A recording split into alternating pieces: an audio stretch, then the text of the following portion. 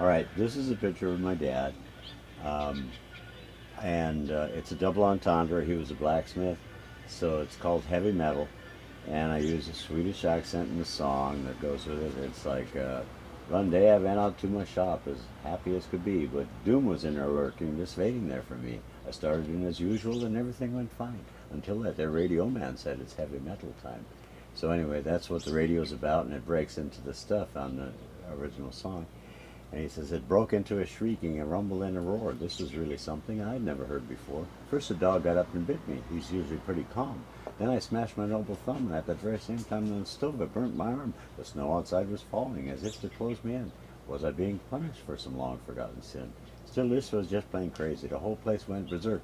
A wayward skunk was in there and made himself a jerk. Anyway, it goes on and on. It describes what's going on in the room. He finally determined it was a song, and he turns and changes the station. And it's that pretty Swedish song.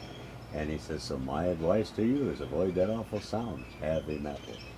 So that's the premise of that. And a friend of mine just turned it into a cup. And some jazz that it's taken 25 years and now it has new life. Great. Thank you very much. Yeah. Okay. So we got a little time. Why don't you ask him how many different trades? You're very different. Okay, JC. Can you tell us about, I know you've had a lot of different jobs. Do you know how many different jobs you've had? At 58, pretty much everything you can name. And a few that a lot of people haven't had a chance to do. I was lucky enough. I did DJ for a while, and some of the things that I never thought I would do, which is kind of bizarre when you're, talking to no one in the room, talking to a microphone, and, you're hoping somebody's listening. So, but then again, you get to talk to yourself, and nobody thinks you're crazy. It just, that was a fun time. And plus, you can do your world's worst impression, and it doesn't matter. Nobody either boos or applauds, but you can be happy with yourself. Here's my Sean Connery. Okay, I'm not quite sure what's happened to me, but I'm quite certain I'm gonna change mine. Okay, that was fun. And then nobody even is going to remember James Stewart anymore because they were all, But Mary, don't these cards and letters mean anything? And there's two movies combined, but no, I had a wonderful time being a DJ. That was fun. I worked at Reagan's Ranch. I had one of my best friends for a while because I didn't have any friends out here was Robert Mitchum, and he would invite me over, and we would drink together, and hope I didn't help that, but anyway, no, he was great. He'd call me up and he'd say, "Hey, what are you doing?" So I've really had a splendid life along those lines, and now I'm not quite sure what I'm doing. I'm just trying to catch up again and start over and do some more.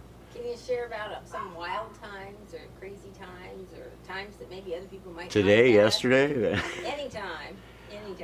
uh, There's something that other people might not have experienced or... well, pretty much those were things I never expected to have happen. So that to me is pretty crazy and pretty exciting. I can't get over it. I ran into people because I was in Santa Barbara, and when I ran into movie stars, for me it was like, whoof, no big deal. But to a lot of people, but to me it was everything. And then I was lucky enough, and then I would tell Mom, guess what, who I saw today, and I don't know, they thought I owned Santa Barbara, and I didn't own anything, but but I did have audience with all these people, and it was really fun. That's pretty much it.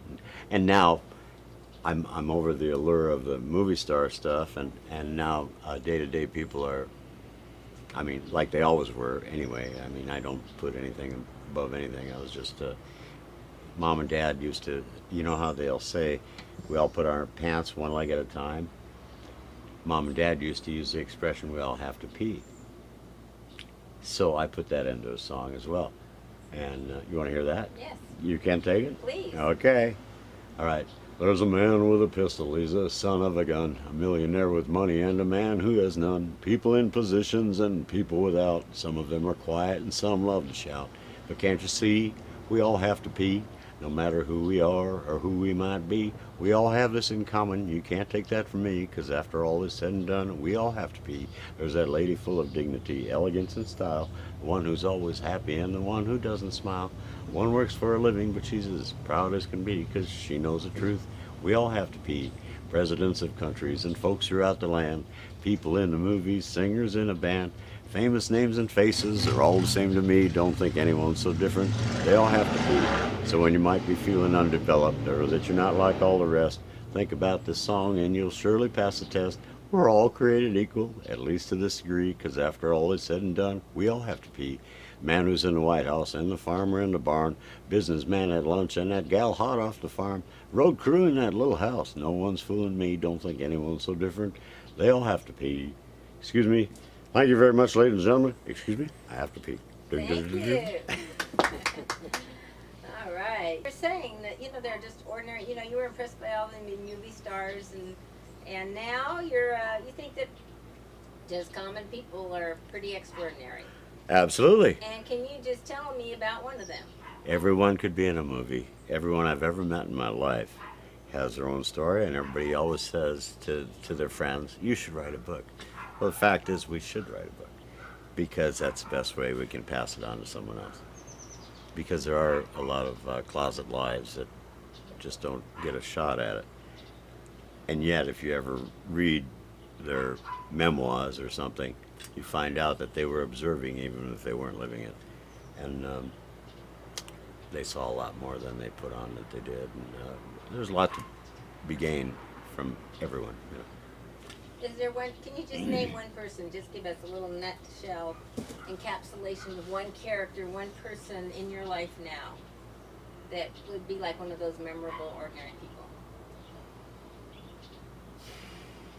No, I couldn't. Because I put them all in the same categories.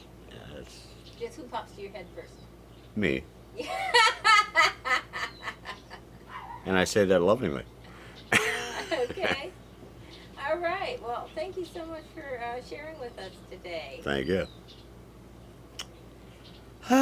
Great.